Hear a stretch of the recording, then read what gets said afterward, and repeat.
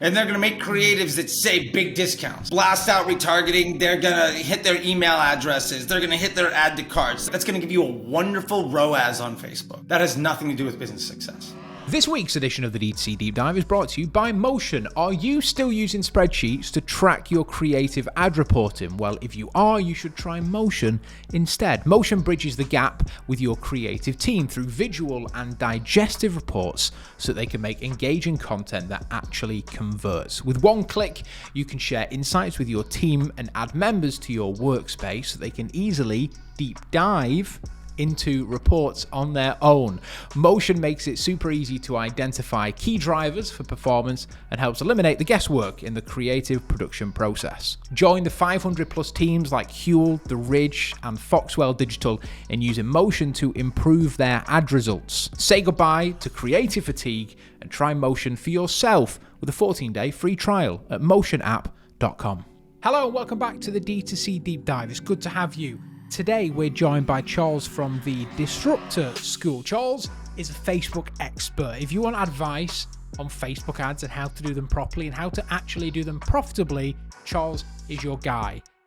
So I sat down with him and we had a conversation about why Facebook isn't dead and what you're doing wrong right now and what you should be doing to do it right. This is such a great episode. If you're running Facebook ads, or maybe you've turned your Facebook ads off for one reason or another, make sure you listen to this episode because you're really going to enjoy it. Charles, welcome to the D2C Deep Dive. It's really good to have you. And if you're watching this episode, you are essentially in a forest by the looks of it. Like, are we catching you while passing through the Amazon? Like, where are you at the moment? Yeah, more of a, I think the Amazon, I was going to say Sherwood, but no Robin Hood here. We'll go with the Amazon. I love it. Yeah, it's nice. I stare at myself on camera several hours a day, so might as well make it a peaceful place to enjoy.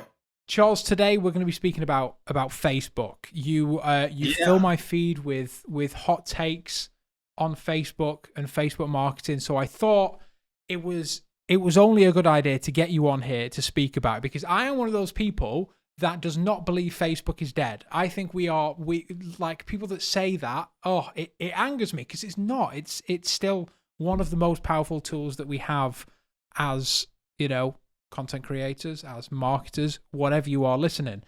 And so I think I want to start first of all by just introducing yourself, like your journey to get to where you are now, to give people a bit of context to why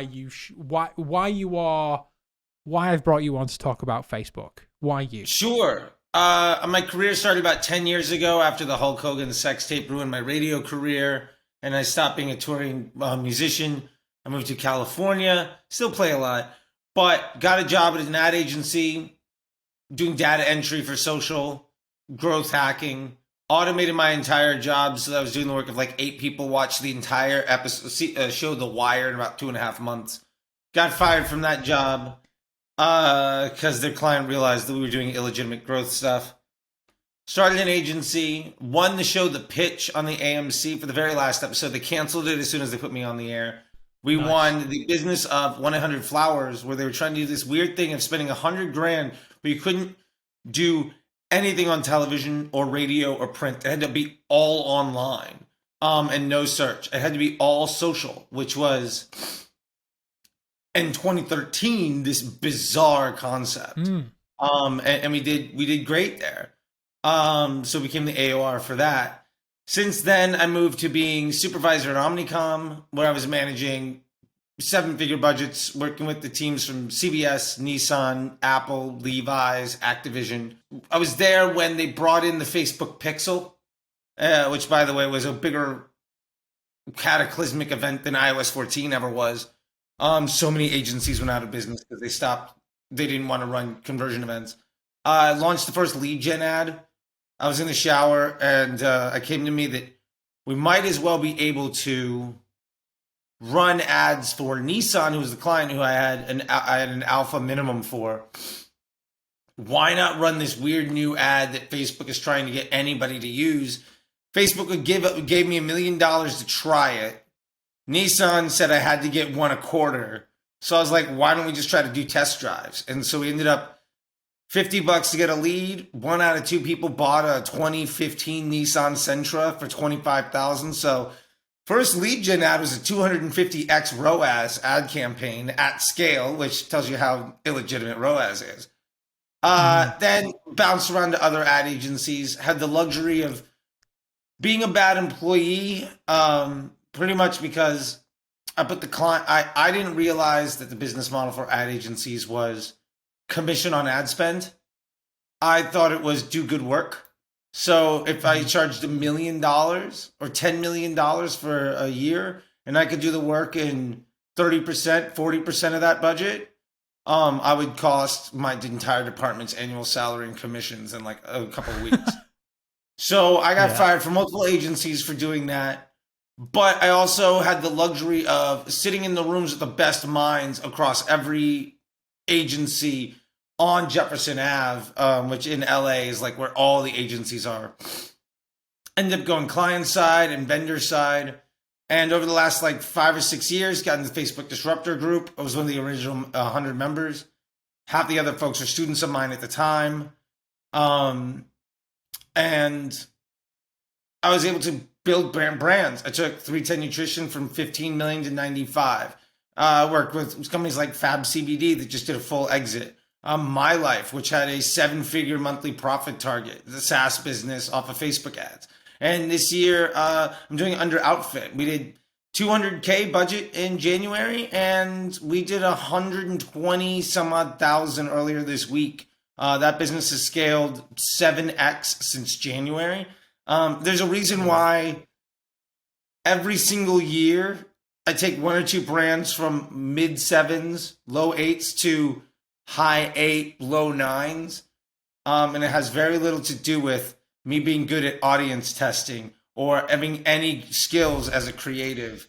It has a lot to do with the fact that I was there when they built the engineering team for the ad product. I was there when they built the product team for the dashboards.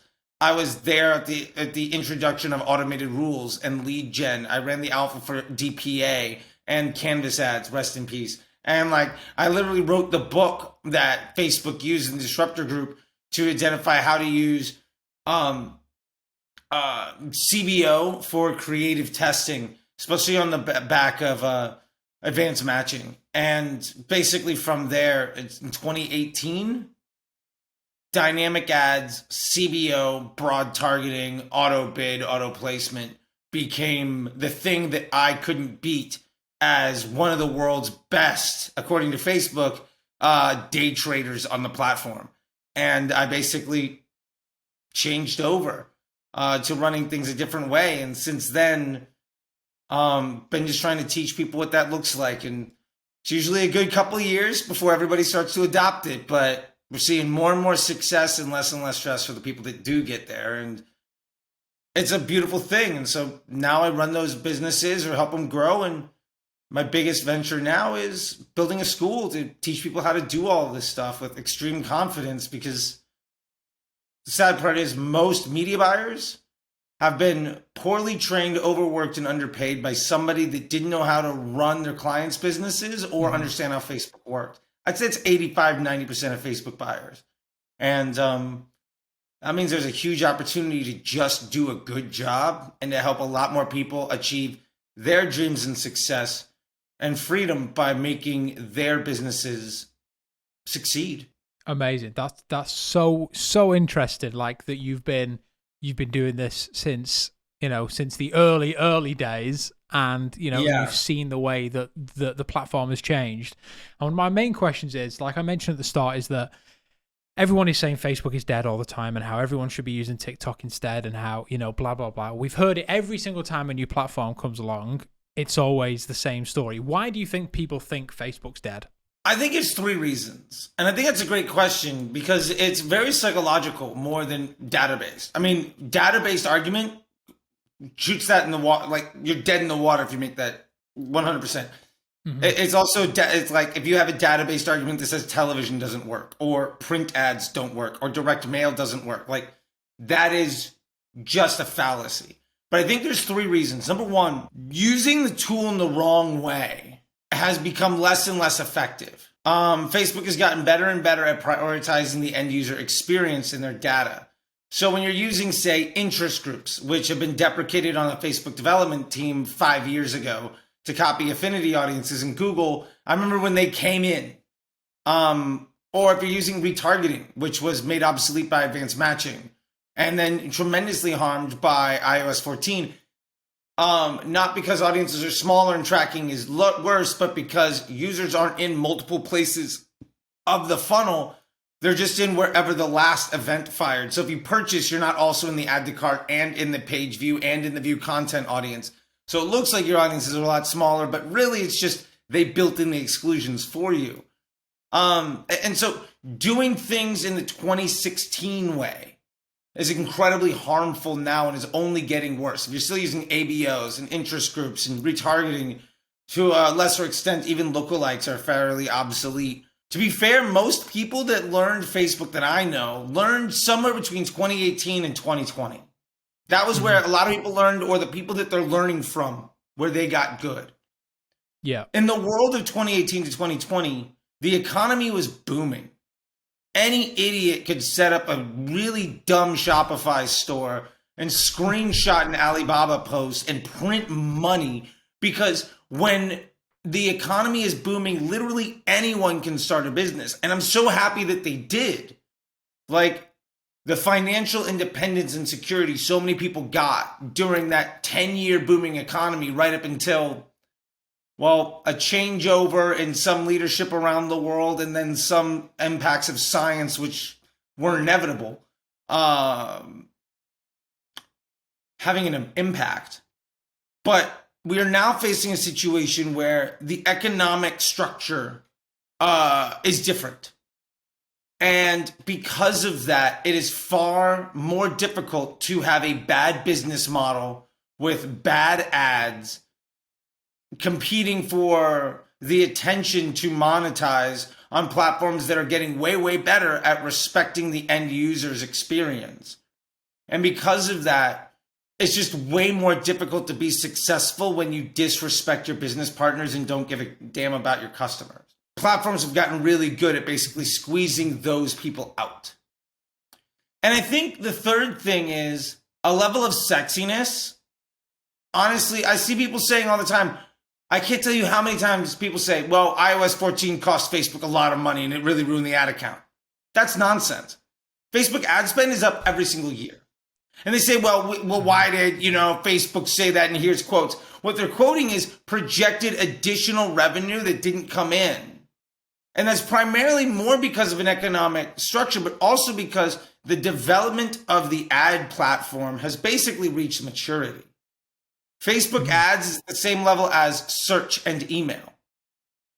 Now, would you say search and email aren't any good because they haven't had any dramatic, fundamental technological shifts in years? I'd say that's nonsense. They're at the core of every business. I am less concerned with that. And we do see new opportunities come up where different economies of scale are available. And whenever there's underpriced attention, there's always the opportunity to abuse that. I remember when it was Pinterest. I was running Disney and Persil laundry detergent. I did the US launch for that and the product launch for TRX, the like yellow workout bands. I did the product launch, brought that to market on the back of those ads. I remember when it was Snapchat, right? And it was great. And the Dollar Shave Club dudes, I didn't part of that. They were a great success story. And I was doing stuff with them for a lot of different brands.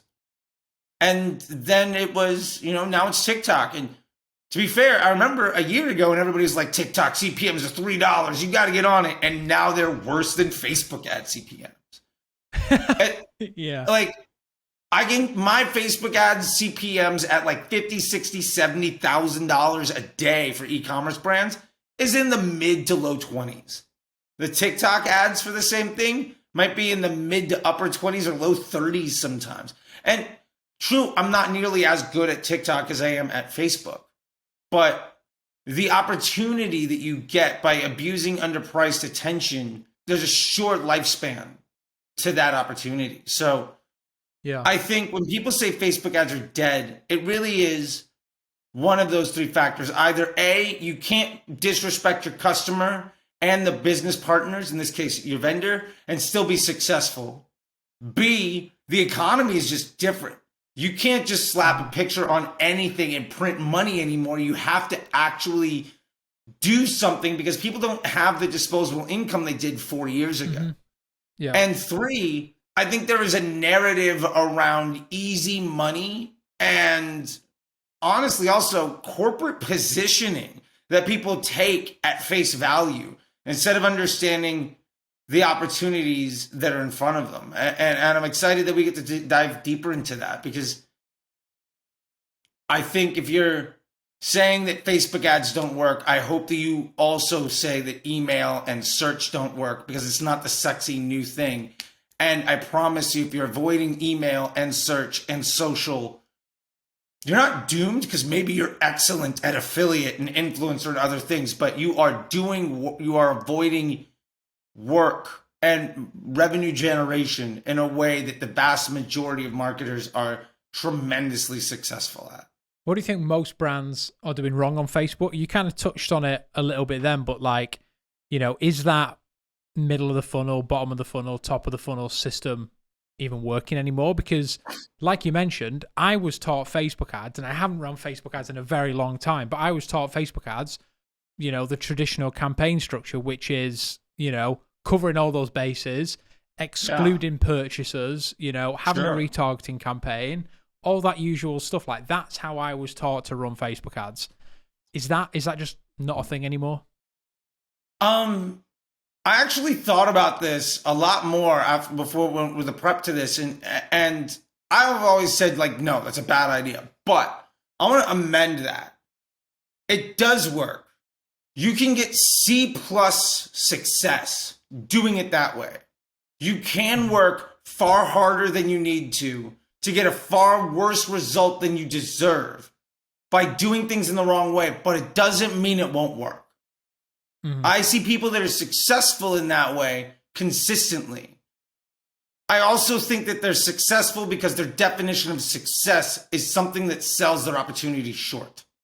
If you were doing F work and now you're doing C+, that's amazing.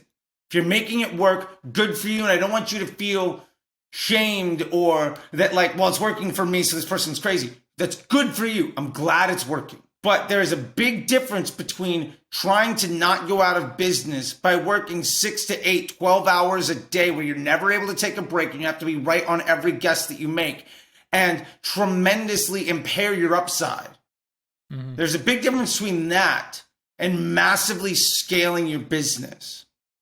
The brands that I take from 6 to 8 figures, 7 to 9 figures, they are not focused on non-scalable workflows.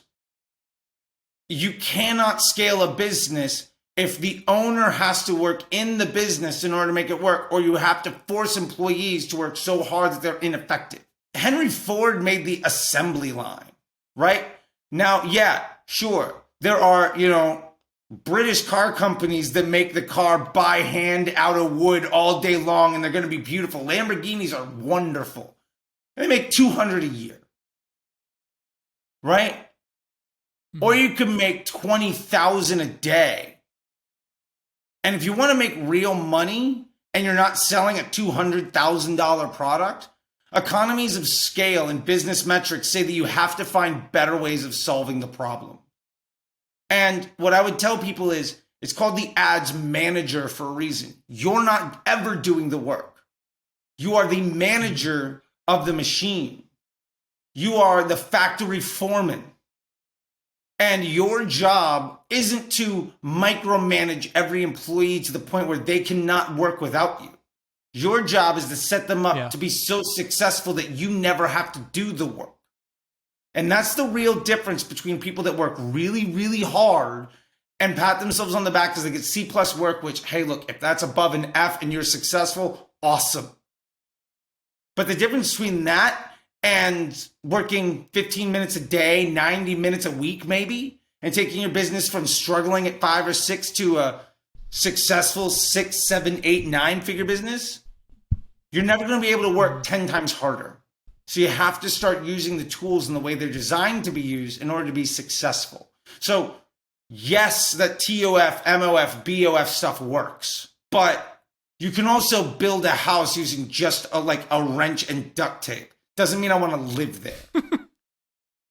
And I just want to make that clarification because I don't want to alienate folks that learned that way, because it doesn't mean you're dead, but just I think people have been taught to value the wrong angles of work when it comes to this, because you should be spending your time on business model.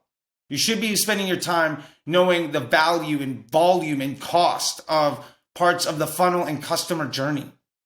You should be focusing on incremental lift and LTV far more than what ad works so well I can spend my entire budget on it so that 3 weeks from now I have to start all over. There's a very different mindset there. And that's the difference between an 8 and 9 figure business and somebody struggling out of the garage to get to a 6-figure one. Yeah. And then the next thing that we always hear is the best way to target now and the best way to run ads is just to let the platform do its thing, right? That these platforms are advanced enough that really all we need to do is input some creative, a landing page, all that stuff, and then just monitor the things that, and just change the things that we can control, like your landing page, like your creative. These are things that we can actively change and make a difference on, and then just let the platform do the work. Is that the best way to advertise on Facebook? Absolutely. And I will say this. There is this misconception that audiences are good. Audiences became obsolete in 2018, 2019. And that's because the tech changed. The software had an update, and it hasn't changed since. People say Facebook ads are changing all the time. No, they're not. They haven't changed since basically 2019, 2018. The front end has changed a bit, but the actual algorithm hasn't changed in 5 years. And here's the change, is the implementation of the OCPM, the optimized CPM environment, being the primary driver. Facebook was no longer competing with PPC. It was designed as a let's run it and build it a lot like Google so people use it. Yeah. But that shift basically meant when Facebook is treated like a pay-per-click or an inventory or demand-based, right? Like email, pay-per-click, etc., programmatic. Yes, you need audiences because you're saturating that audience and hoping for the best. But now what we have is every ad you make is a web page in Facebook's site, right? In their app, Facebook app or the Facebook website or Instagram is just search results like on Google. But instead of you typing in words, you just refresh and it shows you things that you want to see. So it's the Google search result, but it's a dynamic one that is based on user experience instead of you telling it what you want. That being said, every ad you make is its own web page. Facebook is measuring the click-through rate, the bounce rate, the stickiness, the engagement, what happens when people see that content, what happens when they click on it, what happens when they go to your site, what happens a couple clicks after that. Are people happy with that experience? Do they engage? Do they lean in? And if they do engage with your brand, what is their experience? Like, are the page load times bad? Are they often going to customer service? Are they giving bad comments? What is that user experience? Because their business model is user experience. Facebook's business model is retention of attention for profit. That's what they do. And because of that, because the learnings in Facebook are how do users respond to each web page? Not your landing page, but the actual ad unit. Each one of those ad units makes its own lookalike audience. If Facebook shows that ad to 500 people, 250 people don't like it, 250 people love it. Do you think the next 500 is completely random distribution? No. They're going to look more like the people that responded positively to it. What about the next 1,000, the next 10,000, the next million people? They're going to look more and more like those that had a positive experience because that's Facebook's business model. And so that ad is effectively creating its own audience of people that respond positively to it and finding more people that behave like that. So when we use targeting audiences, what we're doing is we're paying extra because they come at a cost. Back in the day, Facebook literally used to tell you how much they all cost. Back when CPMs were $2, that interest group was like 30 cents. And it was like, whoa, do I want to add 10%? It's still a pretty costly thing. But now what you're doing is you're paying extra to inhibit who that ad can show to, because maybe there's a big circle for that interest group or that lookalike or that retargeting audience. And that ad appeals to everybody over here. Think of two circles in a Venn diagram. The only place that ad's going to be able to work is where those two circles overlap. Mm-hmm. And you might get really good success right away, but that's not a sustainable solution. That's not a scalable workflow. Yeah. So you can run a business that requires you to work really, really hard and get lucky enough to be right all the time, and then start over in a couple of months or a couple of weeks or a couple of days. Or you can avoid that situation entirely and just plan on an architecture that grows with you. And that's the real big difference. And I want to also say this, that interest groups, 1/3 of the people are in there by accident because the tech hasn't been updated. Half the people that are in there are there because they don't like something. If you say all day long, I don't like cats, you're going to get ads for cat food because you're interested in it, because you're using those keywords. So up to 2/3 of that audience is actually bad for you. So what happens when you're targeting those people is you are investing heavily in showing Facebook that you want to give people a bad user experience. And that not only harms your performance in that ad set, but it flags you as a marketer that is a liability to Facebook's bottom line. And if you've ever worked with people, and some folks make work harder or cost money or are just bad to work with, you generally work with them less. And Facebook's way of doing that is by charging you more money on the CPM. And they effectively price you out of the market because you're a liability to their business model. So if your CPMs are over $25, $30, understand it's because Facebook sees you as a liability. And if you become algorithmically aligned, that CPM can get cut in half. And it's not just who your ad gets shown to as a volume. It's also a quality. And this is the last thing I'll say on it is, when you hit refresh, you're not just seeing the person that bid for that. Facebook also wants to show you high quality content. So if you and I are both running ads for sneakers and you've got an ad everybody wants to see and you're running a really good business, and then I'm using a cost cap and an interest group with an ad that's not that great with a super high budget, somebody might come to my store and abandon cart. When they refresh, they're going to see your ad retarget them because of advanced matching, even though you're using broad. You're going to reach that person for half the cost that I will. They're not going to see my ad until they're scrolling through for 5 or 10 minutes because Facebook wants to give that user a positive experience. So I'm effectively working really hard to make you successful because you care about Facebook and the end user way more than I do. And I think that that's just something most people don't get. I think we're also used to, I guess kind of thinking that these platforms are working against us all the time and they're there and they're out to get us. But I think what we do forget is that we're paying for their bills, right? And so they want to make sure that we have the best experience possible.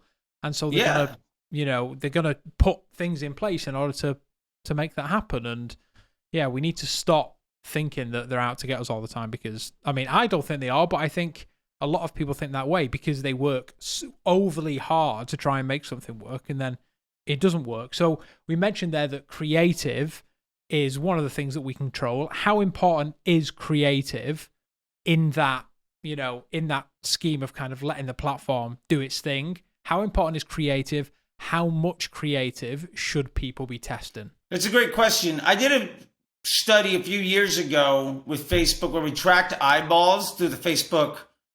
It was an obnoxious test, but this is like the kind of things that I do sometimes with Facebook. We track people's eyeballs while using the platform. 75 to 80% of where the eyeball goes initially is on the creative, the image or the video.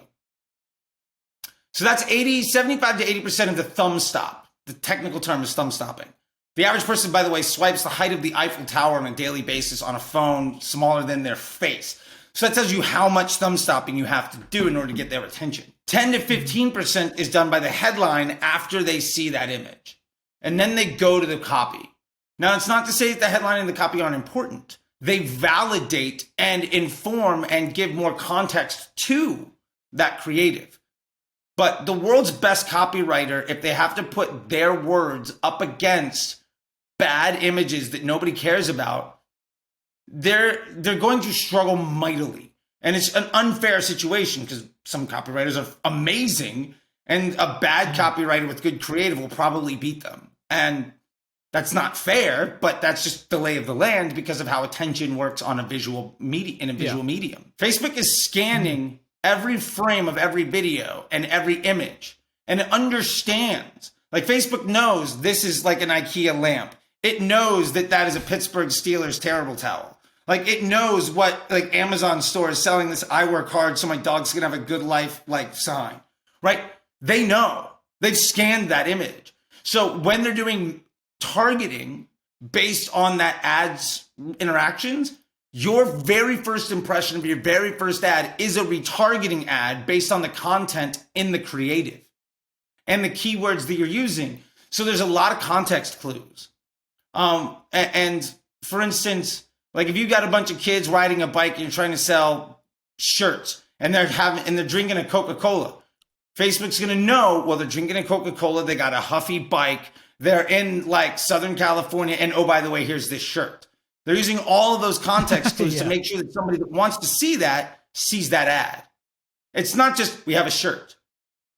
Usually the product that you're pushing forward has very little to do with the targeting if there's anything else going on, which is one reason why we see unboxing videos be so successful, or why we see UGC where it's just the product feature be so successful. Because there is a higher match rate to the content to the user versus very elaborate videos that feature all sorts of different things that might not work.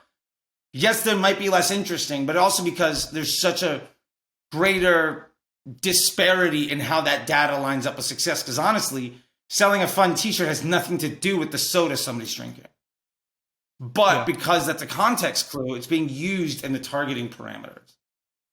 So yeah, like there's a lot to it, but the creative is king. I mean, that really is what stops the thumb and makes people interested.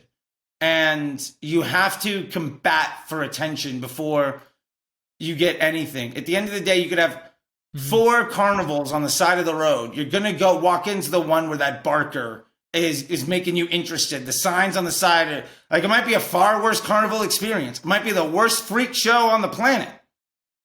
But that person got you in the door. And that's Facebook's job. The rest of it is business model, website, product quality, customer service. But we're the carnival barker. We are the sign spinner on the street. And doing that well is going to be a thumb on the scale for your business versus not.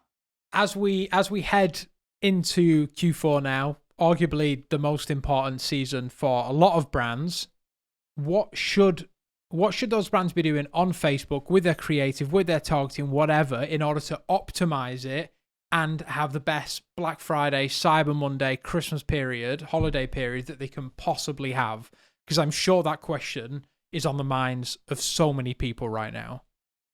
Oh, absolutely. And I will say this, I've probably made $100 million in AdSense mistakes around Black Friday.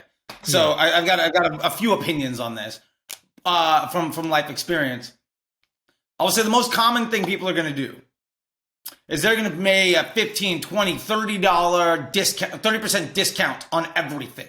And they're going to make creatives that say big discounts. And they're going to blast out retargeting. They're going to hit their email addresses. They're going to hit their add to carts. They're going to hit all sorts of audiences they've developed. And that's great. That's going to give you a wonderful ROAS on Facebook. That has nothing to do with business success. ROAS has nothing to do with cash flow. It's an out of context data point, and honestly, it doesn't mean anything for incrementality either.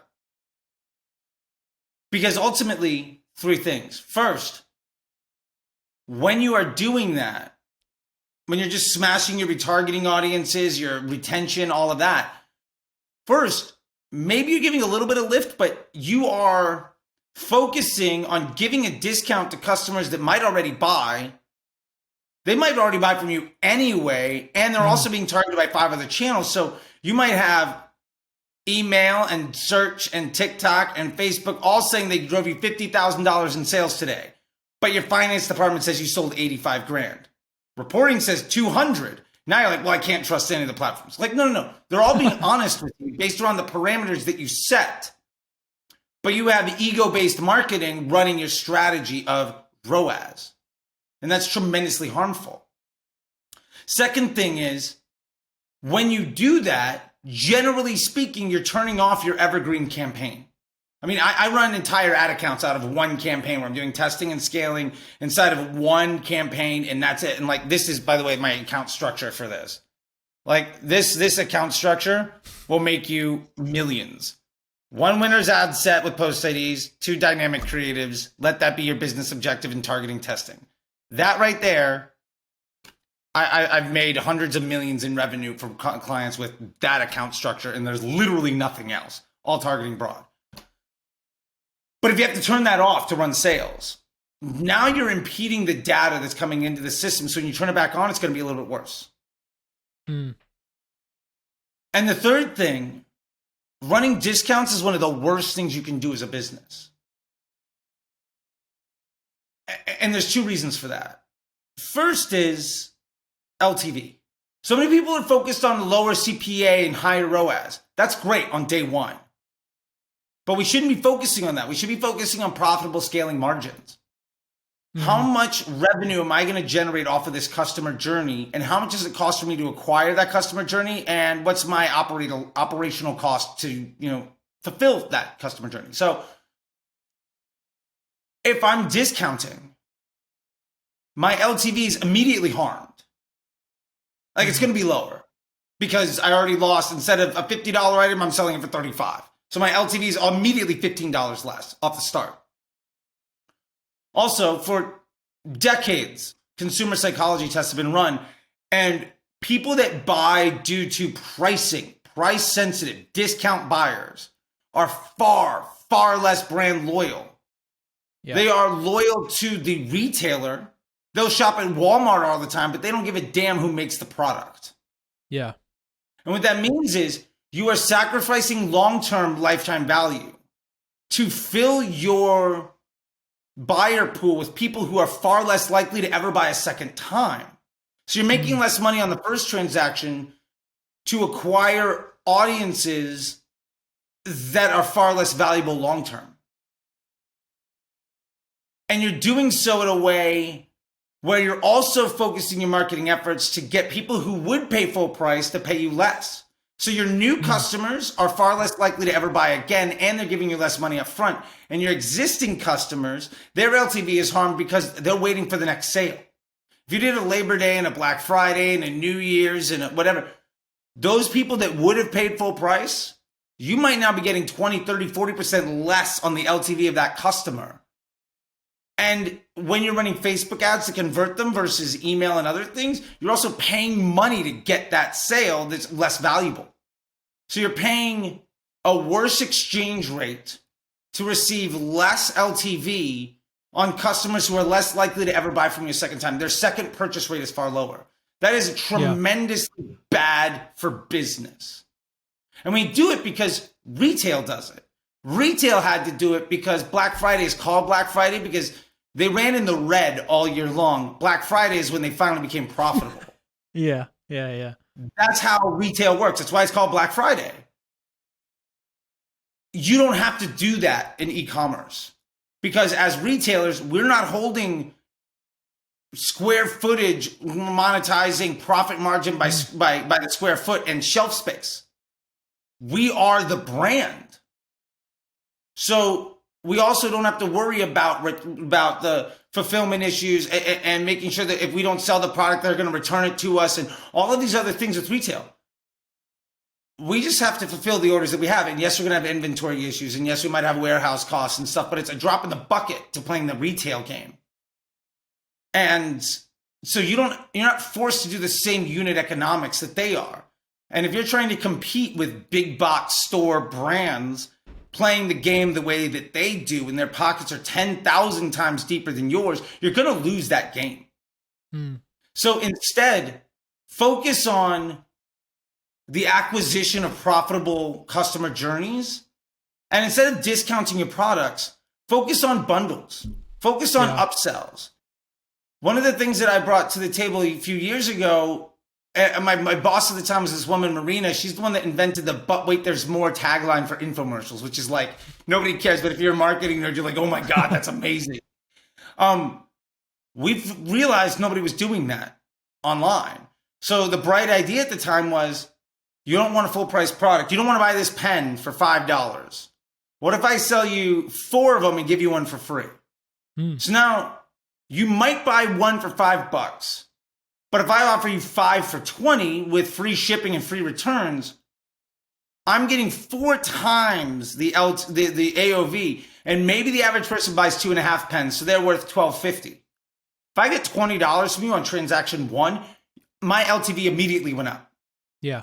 And because you bought more products from me and you paid extra for it, your emotional investment in that brand is higher. You're actually more likely to have a second purchase. So when you upsell and do bundles and cross-selling during these periods, you're more likely to improve your LTV, acquiring customers who are more likely to have a second purchase rate. So when you go to investors to get funding for your business, and bankers and credit operators and VCs, when you have spent your time acquiring customers that have a higher LTV and a higher return rate for more purchases, you're immediately more attractive, and you can project cash flow and you can project inventory. Way easier than saying, we're going to try to have a really good cash day. Our Shopify is going to hit 20,000, 50, 100, whatever it is, at the expense of future success. Discounts are like a drug. You're a junkie when you get caught on the sale after sale after sale life cycle that so many brands are stuck on. And they're never going to achieve the success of brands that don't discount, but only offer bigger bundles. And the fun thing is, when you offer a buy two, get one free, you actually sell more of the full price offer. Because the buy two, get one free now makes, I'm not sure if I want that yet. I'm going to just try to pay full price. And if I like it, then I'll take the huge discount. Now you're selling 3 products or more. And that is a big, big shift in the mental thinking. Use Labor Day, Black Friday, etc. as a customer acquisition tool. Use it to conquest retail brands. Especially in economic hardship, these brands are bringing the people into the castle because they just need to make sure that their investors and stockholders are seeing something. That means the countryside is open for the pillaging. You don't have to be better than your competitor. You just have to be better than the big box brand that doesn't care about their customer, and you can steal their customers forever because you care about them. This is the biggest opportunity for customer acquisition growth. And if you use it as such, your Q1 is going to be bigger than your Q3. If you don't, January and February are going to be the decimation of your cash flow. And you're probably going to have to fire a couple people. You're going to have inventory problems. And you're going to be really struggling to hopefully make enough money in the spring to pay for summer. And you're probably going to double down on the same thing that ruined your Q1 just to try to compete. And then summer's going to come and you're going to say, well, Facebook doesn't work at all and we're screwed and all of that other stuff. And it's your choices that created that problem. Yeah. So that's kind of how I go with it. That's the in-depth view of never run a discount. Instead, actually build your business. So many times in D2C, in e-commerce, just reframing the way that we think about things and not seeing it as the way that everyone else is seeing it sometimes leads to the most success. Because everyone thinks Black Friday, Cyber Monday is like, all right, here we go, get the sales going. But it doesn't always need to be the case. Because yes, people expect something, but you don't want to cheapen your brand and cheapen your customer just to abide by what everyone else is saying. Charles, it's been an absolute pleasure to have you on the D2C Deep Dive. It's been so interesting. I'm sure there's a lot of people listening which have kind of had their eyes open, and hopefully they'll go and try some of the things that you suggested. If people want to follow along your journey, they want to be part of the school that you're building, how can people find out more? Yeah, you can follow me. My socials are at CT the Disruptor. You can find me literally anywhere. And if you have a platform where you can't find me, please DM me, and I'll start to making sure that I've got multiple pieces of content going out daily there as well. If you want to check out, know more about this stuff, my site's facebookdisruptor.com or disruptorschool.com. I have a newsletter. That's probably the best way for you to just limp in for free. Newsletter.facebookdisruptor.com is super easy. One-click sign up. That's a great way to make sure that you're getting this type of information on a regular basis. If, we're talking about LTV and sales and business development, if you do want to work on your business development and the LTV of your skill set, then the Facebook Ads Mba Program is probably going to be the best fit for you. And you can check that out at mba.facebookdisruptor.com. That is my immersive lifetime access education resource. It is a direct community from me sharing what I'm doing right now. And the track record more or less shows that if you want to know what everybody's going to be buzzing about on YouTube and Twitter in 2 years, you can learn it today. And the honest truth is, people ask, why are you teaching? Why are you not running brands? I do run brands. I got a brand right now that we had 200,000 in January. We did 1.5 million last year. It's the fifth or sixth brand in the last 4 or 5 years that I've done that with.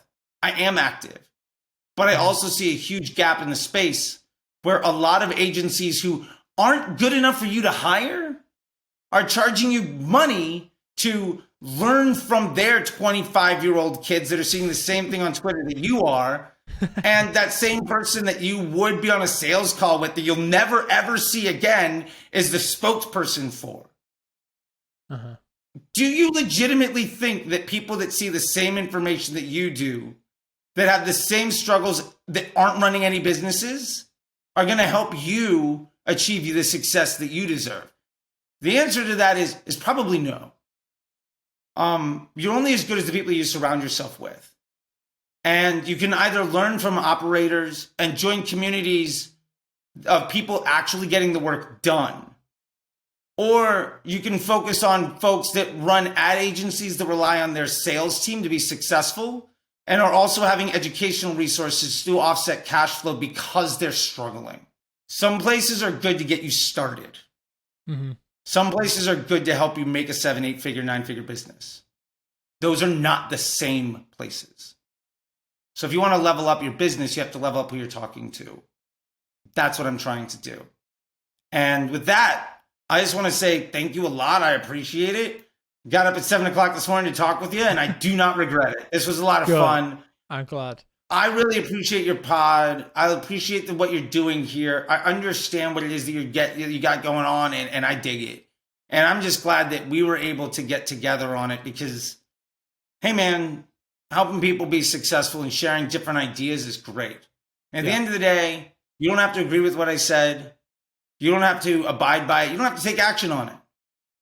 But the fact that you're letting people with different ideas come in and share lets other folks learn how people are thinking and make the best decision for themselves.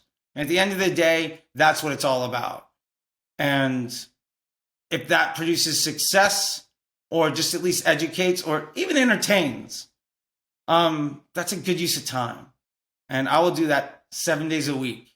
My wife probably says I shouldn't do that, but I do.